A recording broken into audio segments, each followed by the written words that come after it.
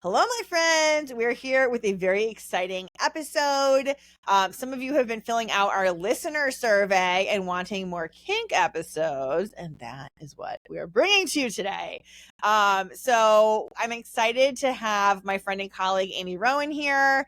Amy is the suburban sexologist. We're going to be talking with you guys about her journey with her husband into, suburban couple, exploring a little bit of kink, and let's see what happens. So I think it's going to be very relatable and exciting. Here's the official introduction for Amy. So Amy Rowan, the suburban sexologist and founder of Suburban Intimacy, helps suburban wives reclaim orgasmic lives. A mom of 3, 20-year wife, and breast cancer survivor, she knows how life can test intimacy and how powerful it is to reignite it. Through coaching, workshops, and curated tools, Amy guides women and couples to turn stress into pleasure, deepen connection, and build rock-solid relationships that thrive through life's chaos. She is also a co-host of, I'm going to say it wrong now, because I always confuse it with your brand name, Sensational Sex Podcast. Yeah, I did it. All right, so welcome, Amy. Thanks for being here.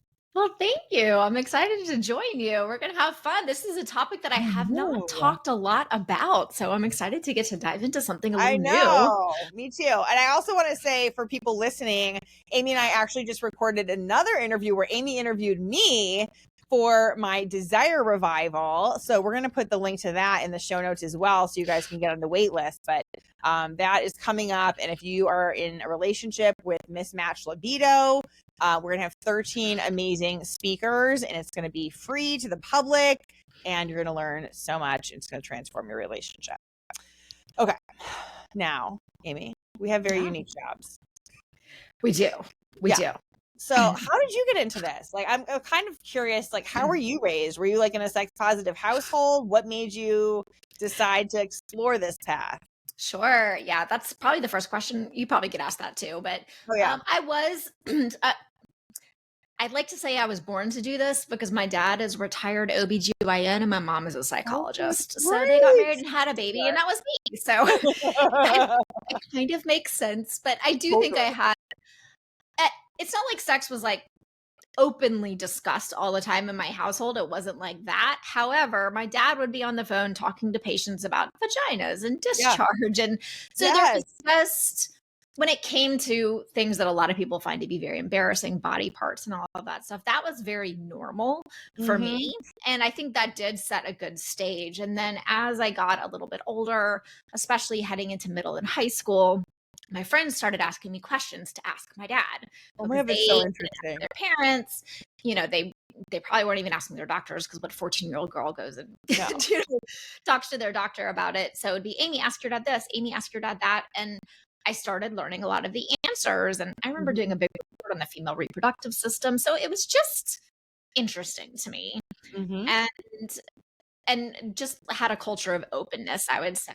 And then, I graduated from college. I did HR. I kind of had regular stuff. And then when I became a mom, I started doing the sex toy parties just to kind of get out of the house and make a little bit of extra money while I was home with my kids. And that just lit me up. I just had so much fun with it. And my favorite part was always the teaching aspect of it, because I would have women come up to me after each party and say, I've been to so many of these and I've never learned as much as I learned from you. You're the first person who ever talked about the G-spot, all of these things. And I loved that. I was like, this is it. This is my thing. And as my kids got older and all of their stuff happened on the weekends and I didn't want to work on the weekends anymore, I was like, well, now what do I do with the skill set? Because, it's kind of hard to figure out what to do. And when I discovered that I could be a sexologist and sex coach, and I got that certification, 15 months certification, went back to school, best school, most fun schooling I've ever had, I'm sure for you too. And that's sort of led me where I am today. Yeah, I love it. That's so cool. And it's actually nice to hear the positive things that can happen when, things can be talked about in a household, that you grew up having some of that normalized. It's usually not the case. But some of my guests, there's a few few people like you, like Lori Mintz kind of had a similar experience where it was like a fairly open household. But yeah, a lot of us, it's more like, oh, we were repressed. Yeah. I feel like it's typically one or the other, where it was like I was so repressed and that made me so curious that I had to learn more. Yeah, that's cool though. So I would love to hear more about your journey with your husband. So, I mean, you guys tell us a little bit just about the history of the relationship, how long you've been together, and like, how did you guys even decide to explore some kink? Sure. You know, we met, I mean, I was 19, so we met pretty young. We met in college. We didn't start dating right away. We kind of circled each other for a couple of years and then finally got together, I think when I was like 22. So we were on the younger side, in my opinion. For sure. James is, I mean, he's my everything. I love him. He's just a really, really wonderful man. And I'm grateful every single day that he is mine. And, you know, we've been married, it'll be 21 years actually next month. And we've been together for almost 25 years. You know, we live in suburban Atlanta. I drive a red minivan. We've got 3 kids, football and baseball and guitar lessons. And we live this very ordinary life, really. People say, oh, you know, what's going on in your life? I'm like, I mean, dropping off and picking up kids. Like, what do you want to know? But, you know, I think the real strength in our relationship comes in just an enormous amount of trust and support. Like he always has my back when I am doubting myself, when I'm worried about something. He's just like, Amy, you got this. Amy, I'm here for you. I will support you in anything that you need. And honestly, he taught me a lot of that. And I've turned around and applied that to him. So when he's having a stressful day at work, I'm just like, I think you're fucking amazing. I was like, you are a boss. I don't care what your boss is telling you. I think you're a boss. I was like, you're amazing. And you know, I think you just need to have that type of cheerleader in your life. And so we really are each other's biggest cheerleader, and, you know, outside of the bedroom. And that, I think that our relationship outside of the bedroom reinforces what happens in the bedroom, but what happens in the bedroom also translates to how we interact outside of the bedroom as well. That makes sense. Yeah, it is cool when you have that much history with someone, and, you know, because you met young too, it's like you probably just went through a lot of, I don't know, formative years and milestones together that, you know, people who meet later on in life don't have, you know, so that's pretty cool. Yeah, we've kind of, I mean, we really have just sort of figured out everything with each other. I remember I had my first G-spot orgasm with him, and I was like, what just happened? I was like, whoa, that's never happened before. Like, what? You know, and then I think the internet was barely a thing then, but I think I was like, what? This is, you know, oh, that was a G-spot orgasm. Oh, okay. So, you know, just we've learned and we've sort of created our own path together. And I think that's what's been really fun, is it's been fun. It's been organic. And, you know, of course, as a sexologist, I help teach how to consciously kind of do the stuff that we sort of stumbled into. I think we kind of stumbled into stuff. But being able to do it more consciously, I mean, again, if I'd had support and education and all of those things that, you know, that I help other couples with, then, you know, it would have been a different type of path. But it's been good, and it's sustained us. And, you know, now almost 21 years married, we've started opening up these doors into these new experiences, and all of that is, you know, through kids. And I had breast cancer 8 years ago, and, you know, all of these different things. Like, life happens, life just happens. And I think part of what's really sustained us is we have a really strong sexual connection that even in like the really, really tough stuff, like we turn into each other instead of turning away. Yes, that's huge. I mean, that's part of my Gottman training is like turning towards or turning away. And it's a big predictor of divorce and relationship health when you turn towards each other. So probably explains why you're together 25 years. You're doing something right. And you just still like each other, and you're having great sex. Yes. You know, and I know we talked, we've been talking a lot lately because of the summit too, but your interview for the summit, I know basically you're having better sex now than before cancer because you guys keep focusing on it. You keep putting the energy into it. And I think so many of us limit ourselves with like, well, this is just what it is. Or we've been together 25 years. I mean, what are you going to expect? So like I guess I'm curious, like what mindset or attitude do you think is important to kind of allow people to keep improving and getting closer with their sex life? I mean, when you have that basis of like trust and cheerleader and all of that stuff that we have, I think the next part of it is just, you just have to prioritize sex and say, this is an important part of our relationship. And this is something that we are going to make sure happens in whatever way, shape, or form we can pull together around whatever is happening in life at that moment. And again, that shifts. I mean, we've had big things that have come up, and through all of those things, it has still been, if all we can come up with is, 20 minutes or something like that, we will make the best use of our 20 minutes. If we can actually get the kids out of the house for a few hours or a day or a weekend, then we can do a lot more. And, and all of that, especially that part of it, that was sort of the beginning of our journey to exploring, kinky stuff, which I never really expected to do, because this journey from sort of vanilla to kinky, and I say kinky-esque, because it's really still developing, but it started for us, it started very unassumingly with just like a pair of socks. And I think you mentioned the socks. Yeah. Well, that was the beginning of it because it was our 15-year anniversary trip.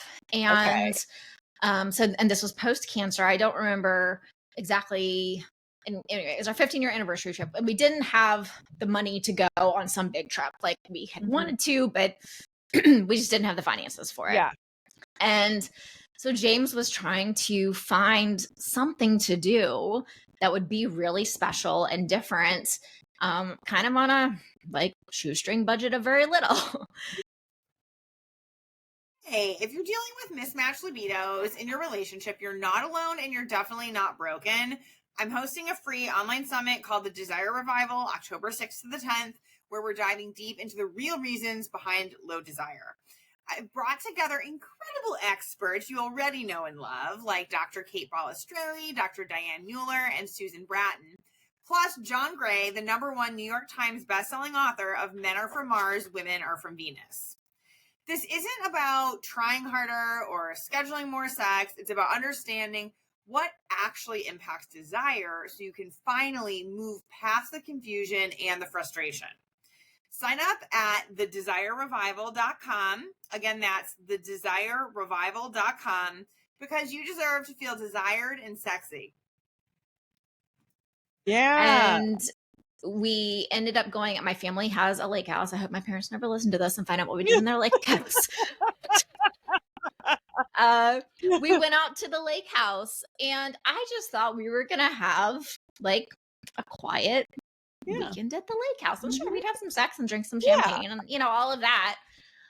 But we got there, and James handed me this note.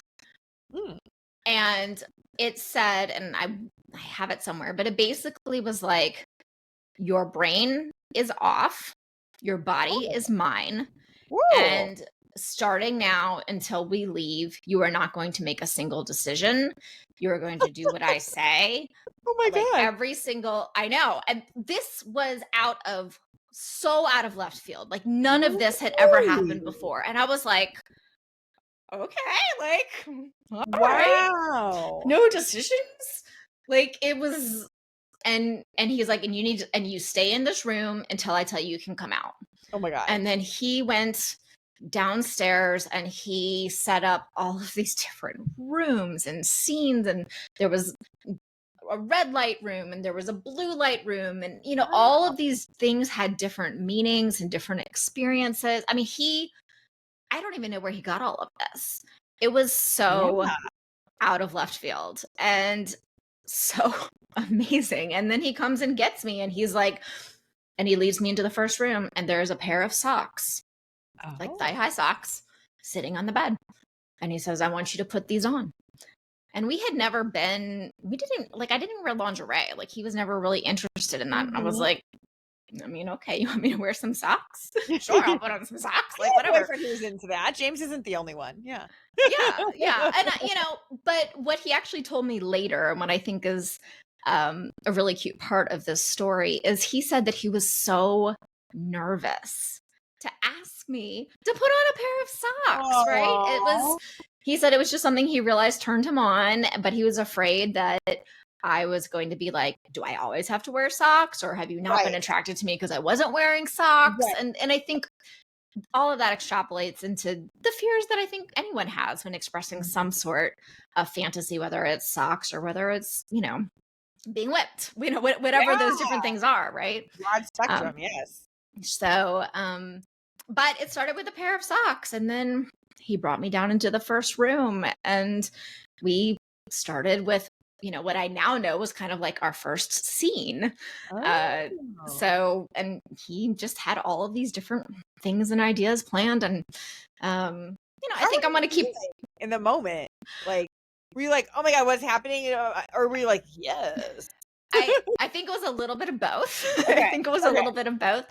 But I think what I really, really appreciated, and this has gone on, and I think this is something that I wish more both men and women understood, is, and there's more talk about it now, decision fatigue, mental load, all of that stuff. And as a mom of 3 kids, and at that point, I think it was like 3 kids, 3 schools, dropping off and picking up kids, and all these different, like, the decisions and everything that has to happen every single day. It's a lot. It's exhausting. Yep.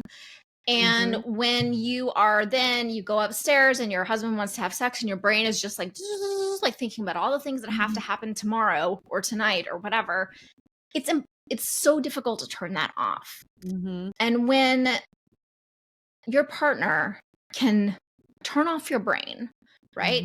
Take away every special occasion here, but take away every single, he's like, you're not going to need to cook. You're not going to need to think about a single thing this entire weekend. So all I had to do was just be in my body and experience pleasure, and let him do whatever he wanted to do. And that was, for me, that was very, very fun and exciting and amazing. Yeah, just the setup of it sounds like a huge turn on. I'm like, just the, like, if someone was like, Heather, you don't have to make any decisions, I'm going to take care of everything, I was like, I'm already in love with you. That's all I need. Yep. And it's still like an inside joke between the two of us, because I think, like, after, I don't know, 1 or 2 scenes, I don't even know what happened. Like, I came upstairs and there was like a charcuterie set up, and I was like, charcuterie? Oh my gosh, that's like the best thing. And he's like, that's what you comment on, the charcuterie? I was like, charcuterie too? I can't even believe this, right? So, I think it's such a good example, because I know you said at the beginning, like, oh, we didn't have money for something hugely extravagant. And it's like, but you found a way. It sounds like you guys are really focused on what time do we have? What money do we have? What resources do we have? And then using that, what can we make happen? And I mean, he went all out. Like, this doesn't sound like you were like settling for like a little, getaway. It sounds like, amazing. It's amazing what you can, $25, $50 at Home Depot.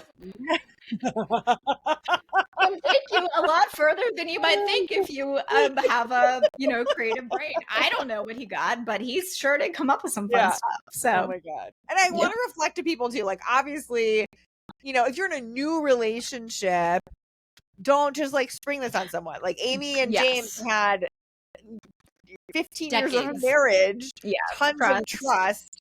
Yeah, probably like 20 years together at that point, 3 children, and knew each other inside out, So I'm sure that I guess I should ask you, but it sounds like he probably catered the experiences to stuff he thought that you would probably enjoy. Yeah. And we've talked a lot about that experience, and then just sort of all the different things that it's inspired since then. And, and I've asked him, I said, where did you even come up with this? And he said, Amy, I just listened, and there were just different things that you said, and I just kind of stored them away. And I just listened, and I was like, okay, this is something she's interested. This is something she's interested. And then I tried to weave as many of those into these experiences in addition to the things that I was kind of interested in exploring. And of course, when he's weaving my things in there and then he's like, well, you want to try this? I'm like, I mean, sure. Yeah. Whatever you want. I'm here for it. That's so cool. So obviously this was like this is more than dipping your toe in. I feel like you guys like dove into the pool. Yeah, we did. And I remember coming out of that weekend. I remember leaving the lake house feeling like my marriage and relationship had completely transformed. Wow. And I didn't even know why or what or that it needed to. I don't think that it needed to, but it did. And it just I just felt like this door had opened that I didn't even know existed like 3 days before. And so cool. It was really, really, really powerful. And it just felt, and you know, it brought us even closer together, and we were already in a good place, you know? Yes. What can I ask you, just reflecting on it, like, why do you think it brought you closer together? And then like, what did the transformation feel like to you? I think it brought us closer together because we embraced this vulnerability. It was just this vulnerability that it was obviously already there. But again, him coming and saying, you know, this is a fantasy. This is something I'm interested in. I mean, that took some guts for him. He had to be vulnerable about something that he was interested in. And then on my side, it's not that it was necessarily hard. It wasn't. But, you know, again, saying, okay, I'm going to completely let go of everything and trust that you have me, which is an essential component of, you know, kink and BDSM relationships is expressing, you know, knowing what the boundaries are and, you know, these are the things that I want. These are the things that I don't want. And, you know, fully trusting him that he knows all these things, which he did. And that came from our relationship. But I think that was what we really dove into. That I think that was a new level that was unlocked in our relationship of just that sheer vulnerability. And what it even felt the energy he put in setting it up, like that's vulnerable. Like, hey, I'm like crying and I'm doing all these things and I haven't done this before and I'm like hoping she's gonna react well, you know, like all of that.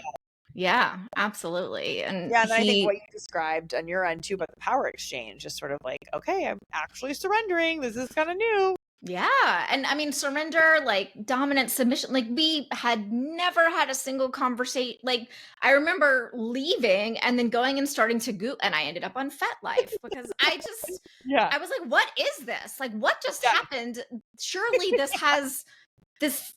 there must be a name for this. Like, I didn't even know. And for people who don't know, can you explain FetLife briefly? Sure. FetLife is a website where people go to, you know, it explores literally all different types of kinks. And people just go to either meet people there or exchange, you know, pictures, conversations, things like that. People can meet up in person for munches. So if you want to meet people face to face before you go and play.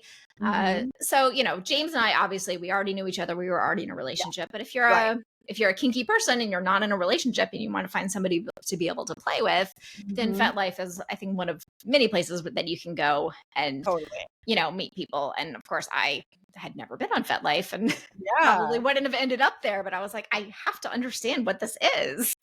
So did it help you understand? Yeah, it did. It did. And it's still, you know, it's interesting because it's like, you know, you still have these impressions of kink as, you know, leather and black and dungeons and all of that stuff. And that's not to say that isn't, you know, part of it, you know, but I think what for us, we have elements of that, but then we've also kind of created our own thing, which is just really fun. But I was like, okay, so I guess I have submissive elements to me, and I like it when he's a little bit more dominant. And then he, you know, this is expanded. He's a rigger. He likes to play with ropes. We ended up setting up like eye bolts and stuff. If you come into my basement, you'll see these eye bolts and things like that. And, we keep it hidden. I don't think people might just think it's just for exercise, but I mean, Totally. he suspends me from things. Oh my Um, gosh, it's advanced. Impressive. yeah. Yeah. And he's just figured all of this out on his own. He just kind of comes up with these different ideas. And I was like, all right, let's see if it's going to work. Wow. Yeah. That's very cool. I mean, he must have. I feel like rope and riggers and shibari and all that stuff. There's like, you gotta learn some stuff too. I'm sure he's done his research too. Yeah, he has, but it is interesting because, obviously he views porn sometimes. And, Yeah. he said he looked at some, different types of porn on the kinkier side. He's like, I still don't really like that. He's like, but he has, learned about different ties and, the elements of safety. And then, of course, as I was going through my certification, I was sharing different things, with him of, make sure that you do this and should we have this conversation. And so it was fun because it opened up a lot more of sort of those conversations. I think rope is also such a good entry point to kink for a lot of people because there are so many elements to it, like you're pointing out. Like there's different textures to the rope, and the act of tying can sort of be anticipatory and like foreplay, and people can do it in a playful way, or people can do it in a strict way, or a steamy way. And so it's just a cool, interesting way to bring some creativity, to like almost like a mental aspect, anticipation, a lot of things that we just would say are good elements of a good sex life anyways. Yeah. And I think the term that I discovered that applied to him was he's a pleasure dom. Oh, and I was like, I mean, because he and neither of us are like into heavy elements of pain is sort of a enhancer, but neither of us are into like heavy elements of pain and things like that. But he's a pleasure dom. He wants to give me so much pleasure that I forget my name, which he does. And I don't discourage him from that at all. I know. It's like hearing you say that, you're like, yes, I think a lot of people would sign up for that, right? I mean, sure. Okay, you want to keep going? I'm here for it. Here. Yeah, it's like, how many orgasms can I have in one outing? I don't know. Yeah. So that's so fun. Yeah, I'm curious. So that sounds like that was a number of years ago. So how have you guys kind of kept it fresh or kept exploring once the kind of kink door swung open? I think going back to sort of the prioritization of stuff, like once you open that door, like I would literally start to crave it. I would be like, James, I need a dungeon now. Like, and especially like when I'm really stressed, I'm like, oh my God, get me in the dungeon. Like, and so we have to get 3 kids out of the house, right? Like I wish we could go to all of these different places, but so I would send all of my kids to go spend the night out. I love that. Or sometimes my parents would be like, hey, we're going to take all the grandkids can have a sleepover. I'm like, guess what we're doing Saturday, James? We're going to the dungeon. And then his kids start going. So we prioritized it. We made it important. And it was just a playful element of it. It's something that we really continue to look forward to. If you are digging this episode, give us a follow on whatever platform you're listening on. This helps us to keep producing the show, to grow the show, get all the amazing guests that you want, and spread the word about sex education and lots of fun and orgasms and playfulness and happy faces. So follow the show. Thanks, guys. And so we would have mini dungeons, and sometimes we could have extended dungeons, and don't get me wrong, we also still have just like regular Tuesday night sex. Like we're not always in the dungeon. But just sort of opening up that door to creativity, and then just prioritizing and saying, this is something we want to continue to explore in whatever way that we can and what works with our life as it is right now. Okay, I love that. And you mentioned, do you like go to a dungeon, or you've like kind of made your own version in your house? Like what has worked for you? We have never been to a sex club. We have never been to a kink club. We have never been I would actually love to go. Okay. He's a little reserved about that. Okay. And I expect we'll go eventually, but a lot of this feels so personal to us, and it's almost like we might be influenced by what everybody else is doing, which doesn't I really could make a see lot that. of sense. But Yep. so I don't know. I imagine we will do that at some point, but no, we don't go anywhere. We just set things up and then take it down. And when we can get the kids out of the house for like 2 weeks for sleepaway camp, that's a really fun 2 weeks. Hope they never listen. So I hope this is like encouraging to people listening that like a couple that has been together as long as you and James and has gone through some major like, events in that time can be like so excited about their sex life still. Like it's like you can hear it in your voice, just like wait I'm for getting the a little kids to hot. be gone. I'm like, how do we Yeah, get the kids out of the house? So, and it's hard. They're teenagers now. They like my I oldest know. drives. So Oh like my even if God. he leaves, we don't know when he's going to come back. So it's Oh, it's it's challenging. It's actually yeah, easier with small children. Sorry, people with small I could children. see that. I know. What are some of your tips for like kind of managing this hot, sexy, now kinky-ish sex life with 3 kids? It's I think you have to take advantage of the opportunities when you have them. Yeah. And it doesn't always, again, we're not always tying each other up and doing all of that stuff. I wish Right. we could, but we can't. Right. Right. But taking advantage of the opportunities when you have it, creating opportunities when you can. And I Okay. think that's something that we very purposefully did. Yeah. With younger children, they go to bed at a certain time, they go to bed at 7 or 8. It's a little bit easier because you've got a little bit more time if you know that they're going to stay asleep. When they're older, if a lot of couples will go to like a hotel room or something like that. Yeah. So, those are options as well. We don't really want to go to a hotel room because we have so many things here. And like when we do go somewhere, I mean, when I tell you, like we have a car packed to the brim with boxes and pillows and waterproof blanket. I mean, Oh my God. it's kind of ridiculous. Well, I I mean, shouldn't you've take worked for Pure Romance for a long time too, so you probably have like all Oh the my things. gosh. No, Yeah. yeah. The collection of toys that I have is insane. And it is because every toy that got discontinued, I was like, okay, I guess this is, I mean, we have 100. Um, so, and, That's and so amazing. all of that is fun too. But, I mean, I think the tips are prioritizing it, making sure that it's fun and pleasurable. And for women, especially, I know it's hard to allow pleasure in your life.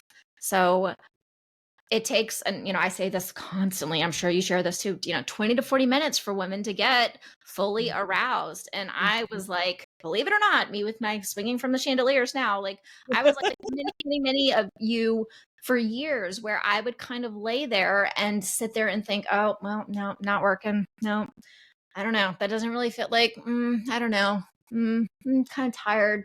Why isn't my body Yeah. working? How long is this going to take? Da, da, da, da, Right. da.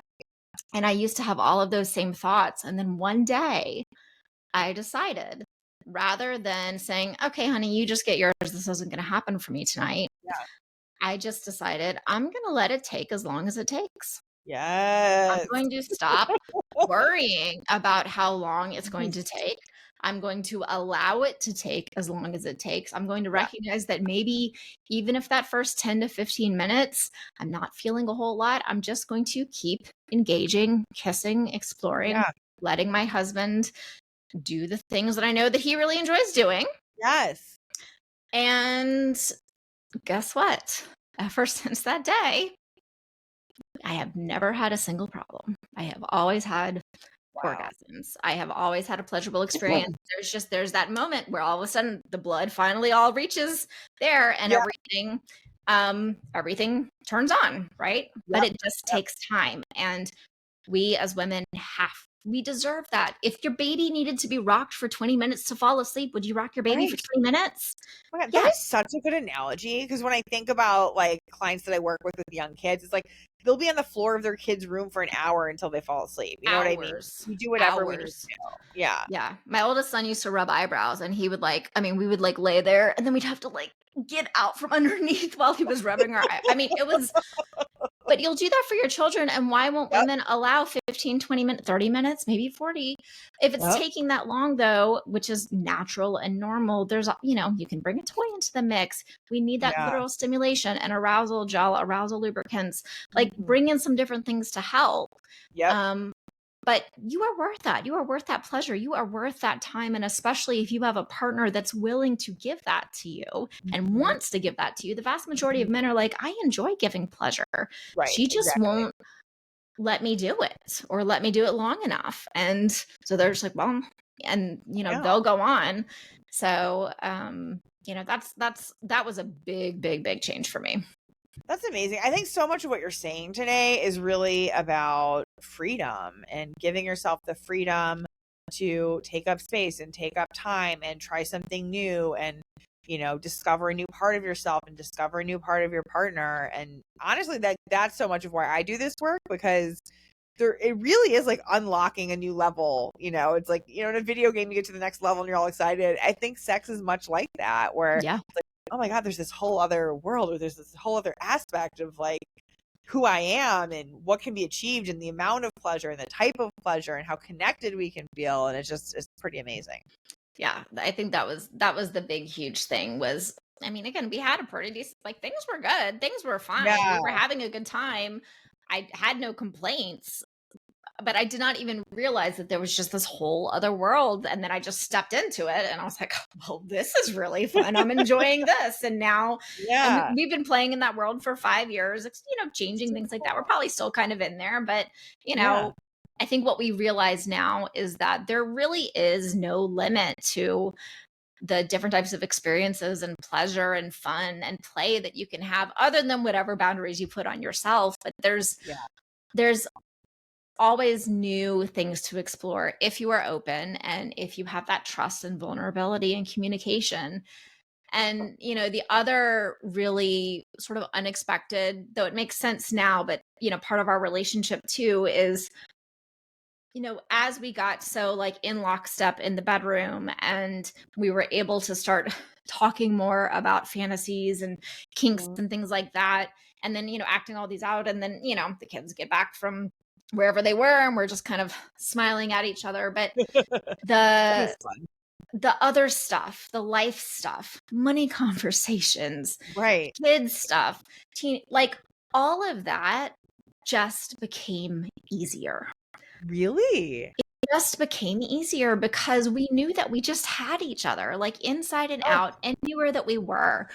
My oldest son went through some pretty major mental health challenges this year, okay. and that were pretty. We had about 6 months that were pretty terrifying, Okay. and he's doing great now.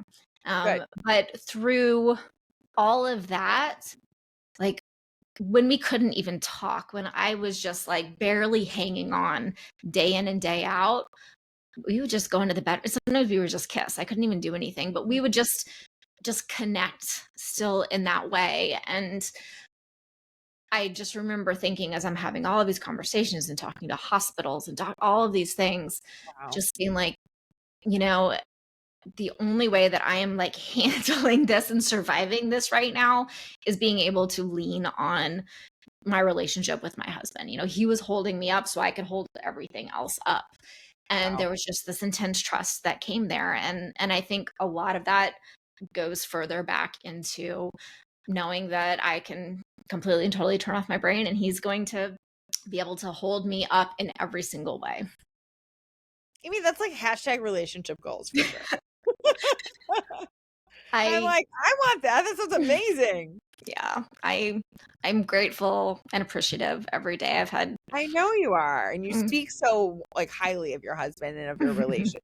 And it's refreshing. And I hope for people listening, it's, if you're in a long-term relationship and it's maybe not as amazing as Amy's, that you can work on it, right? Yeah. Like it's not like you said, you teach people how to do what you and James have more consciously. Like maybe you guys stumbled into some things. I also think you probably do a lot consciously as well. Yeah. I may be underestimating that, but yes, yeah. Yeah. So if people are like, okay, yeah, I want a little bit more of what she has, what are your thoughts on how they can explore kink and increase the trust and really have each other's back with that? I think it starts with something as simple as, a conversation, if there's something, a lot of women were reading, naughty books, things like that. So many of my clients are into the naughty books. Even if they like Yes. quote unquote have no libido, they still like their smut books. Sure, of course. And what is it? Like maybe you really don't want to have, triple vaginal penetration or something like that in the book of your life. Right. But what is it about that you are finding to be intriguing, right? And how can you discuss that with your partner, Yeah. And I think it's something as, simple as I read this scene in a book and this was just kind of intriguing, have you ever, would you be open to a conversation about this? There's different, I have a yes, no, maybe list. Maybe you have that as well. That's just a great way to open up because I think so many couples don't even realize what is out there. I mean, until I went through my SAR, which I'm sure you went through. Oh, yeah. So SAR is a sexual attitude reassessment, and they like challenge all of our sexual beliefs by exposing us to various things, some of which are somewhat extreme or just counterculture, and it's very interesting. Yeah, it was fascinating. And honestly, that was the first time that I'd seen, I really I watch almost no porn. It's just not really my thing. No judgment, but it's just not my thing. So, just seeing a lot of those different types of things. So a yes, no, maybe list is basically a list of every single sexual activity, from kissing to say knife play.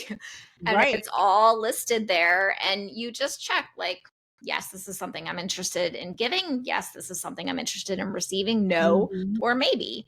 And, and then you compare lists and, you can open up the doors to just some conversations if this is something that I'm interested in learning a little more about and exploring. I think where a lot of couples get stuck is they're just scared. They're scared to have that conversation. And if things aren't clicking well in the bedroom already, then exploring fantasies and things like that can feel very out of reach. But, and the ultimate goal is just more pleasure and connection. Yeah. And learning how, I think a big thing that's important, especially for women, is learning how to make different choices and recognizing that you do have a choice. You can choose. You're laying there, your partner's doing something to you and you're like, I'm really tired and I don't really want to do this. You are choosing to say, no, you get yours. Okay. That is a choice that you're making. Or you can make a different choice. But the key thing is recognizing that you do have a choice. Because I think a lot of people feel like they're stuck and they have to keep doing things the way that they have been doing it because they are scared to make a different choice. And it just starts with even recognizing that you do have a choice. And it's a series of choices that have led you to feeling stuck, or it's a series of different choices that get you unstuck. Yeah, that's really important what you just said. And I think that so much of the good stuff, and I think your story illustrates that, is on the other side of a few brave choices and conversations. Right. And it's, the first conversation, the first one, that's the hard one. And you get through that when you can, listen with empathy and an open mind. And again, saying, yes, I want to be tied up doesn't mean that you have to be tied up every single time. And if you try it and you don't like it, you can always say, you know what, that actually didn't really work for me. So I would like to do some, I don't want to do that again. That's okay. Like you're not committing to anything here. Other than let's just try something, see what happens. And if it's great, cool. Maybe we'll do it again. If it's not great, cool. Then we won't. Exactly. I love that. It's like you're just lowering the stakes, It's like, let's just experiment and try some things. We're not locked in beyond that. Yeah. Yeah. And that trying something, I mean, that can literally be a toy or a new lube, or it doesn't have to be, any of floggers or any of those other things. I mean, it can, really be like, let's just bring a bullet into the bedroom and see what happens there. It is okay. There's nothing wrong with needing or wanting a vibrator and needing that extra stimulation. That's how our bodies are built. Right. I mean, vibrators are designed to bring us more pleasure. So why not? Yes. Like who doesn't want more pleasure? And the more pleasure that you have in the bedroom, the more positive experience you're having in the bedroom, which is going to make you want to come return to the bedroom more often because it was fun. So the more fun that it is, then the more that you are going to want to have. So let's get back to the fun. I love that. I love that. And I think that, I think hearing about your and James' story and how you kind of, because you guys just like ran through that door and explored, we did, which is so cool.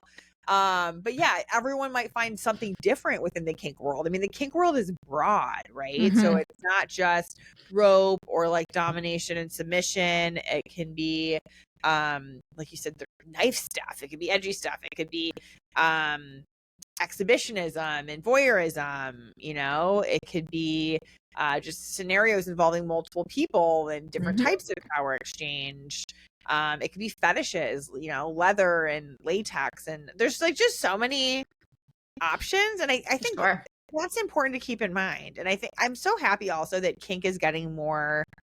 It's funny because it's almost like becoming more mainstream, that therefore it's almost like less kinky or something, because now it's just acceptable. But yes, we have a whole smorgasbord of potentially exciting and arousing activities, and exploring them is a good thing. Yeah. And how that can play out in and day out life too is, again, it started with a pair of socks. Like, as it turns out, he likes these little skirts and frilly little things, which honestly, it makes him laugh. It makes me laugh. So sometimes, on a Tuesday night, I'll come out of the shower and there'll be like a skirt and some socks, like sitting on the bed. And he's like, the kids are asleep. I lock the door. You want to put on the skirt and socks? I'm like, sure, I'll put on the skirt and socks. Right. It's fun. And does it do anything for me? I don't know. I can tell how happy it makes him, and that feels good. So that's validating for me. So, and that's just bringing in a little additional element of play, a little more eroticism, just enhancing a little bit of that. And, and that doesn't require any eyeballs. Right. Maybe the eyeballs aren't day one, but you could get there if you want to. I think that's, do what you want, people, but do what you want. Have fun. Yeah, have fun. I like that. So if people think that you're pretty great, like I do, where can they find more of you, Amy? I am the co-host of the Sensational Sex podcast, where we help women in long-term relationships thrive after the honeymoon stage is over. So when you have finished the latest episode of Heather's, which I know you've already gone through all of them, and you need something new to listen to, definitely go check us out there. I can also be found at suburbanintimacy.com. So if you'd like to learn about any of the different coaching options that I have, any upcoming workshops or courses and things like that, please check that out. I have a really nice guide there for reclaiming intimacy after a mastectomy or any sort of major cancer, sort of based on those experiences. And and you can also find me on socials at Amy Rowan Intimacy Coach.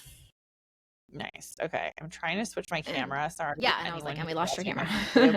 I'm still here. My phone is my camera, and it died. Womp womp. Well, the phone is dead. Okay. Well, I can't seem to get it back, so I'm going to wrap it. It's okay. But thank you, everybody, for listening. Thank you, Amy, for being here. And make sure to check out the Desire Revival, which is the upcoming free summit for people with mismatched libidos. And you can find that at thedesirerevival.com. So thank you, everybody. And thank you, Amy. We'll catch you next week on another episode of Ask a Sex Therapist. Bye, guys.